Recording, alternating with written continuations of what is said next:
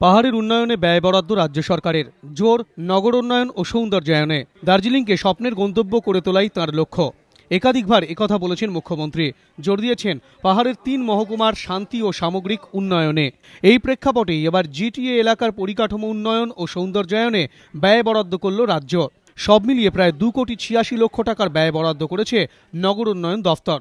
নবান্ন সূত্রে খবর, এই টাকায় দার্জিলিং ও কালিম্পং পুর এলাকার নগরায়ন ও সৌন্দর্যায়নের বিভিন্ন প্রকল্প রূপায়িত হবে।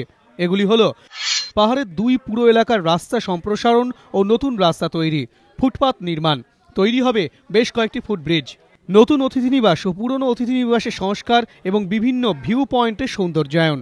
এছাড়াও দার্জিলিং ও কালিম্পংয়ের নিকাশি ব্যবস্থারও আমূল সংস্কার করা হবে। ক্ষমতায় আসার পর থেকেই পাহাড়ের উন্নয়নে জোর দিয়েছেন মমতা বন্দ্যোপাধ্যায়। জোর দিয়েছেন বাসিন্দাদের অর্থনৈতিক উন্নয়নে দার্জিলিং সহ 3 মহকুমাকে পর্যটকদের কাছে আরও আকর্ষণীয় করার ওপর। পাহাড়ের জন্য প্রায় 3 কোটি টাকার ব্যয় বরাদ্দ ঘোষণা করে সেই উদ্যোগকে আরও জোরালো করলেন মুখ্যমন্ত্রী। এমনটাই মনে করছে রাজনৈতিক মহল।